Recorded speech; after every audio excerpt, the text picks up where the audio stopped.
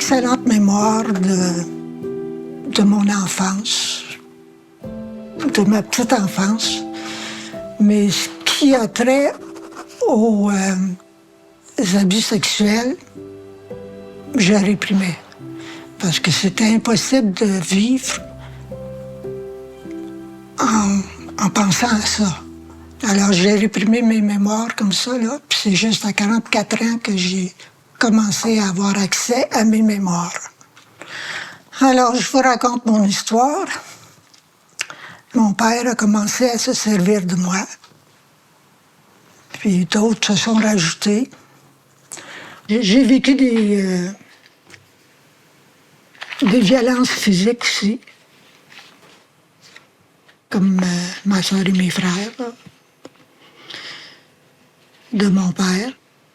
Il nous donnait des coups de poing sur la tête, et on se repliait les bras, puis... Dans ma vie, je catégorisais les humains en deux parties. Il y avait les adultes puis les enfants. Les adultes m'inspiraient de la crainte, puis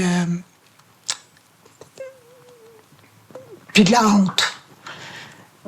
Tandis que les enfants, je les aimais beaucoup. Puis je voulais les protéger, puis je voulais les rendre heureux si je pouvais.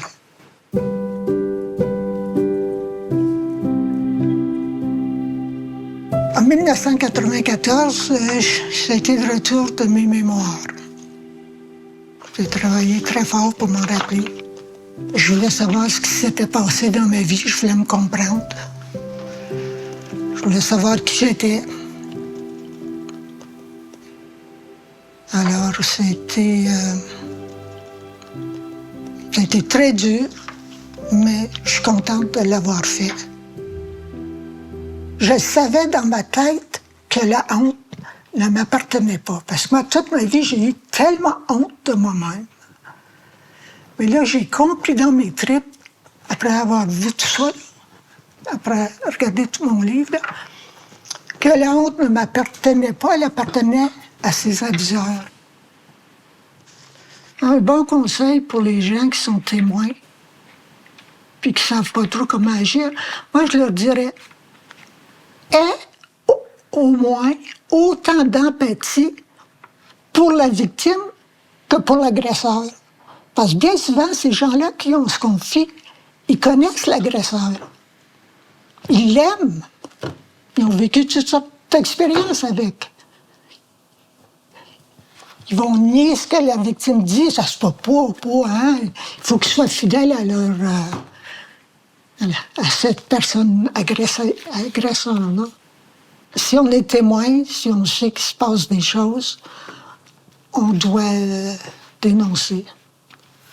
Puis donner du support si on a affaire à une personne qui veut s'exprimer sur des abus vécus.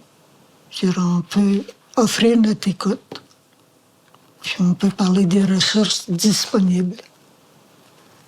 C'est très important, la personne victime doit absolument parler. Elle peut écrire, elle peut s'exprimer par un art, mais elle doit sortir ça. Parce qu'on ne peut pas avancer si ça nous bloque, puis ça prend le 3/4 de notre corps, de notre esprit. Là. Il faut reculer dans le passé le temps qu'il faut. Ensuite, on avance.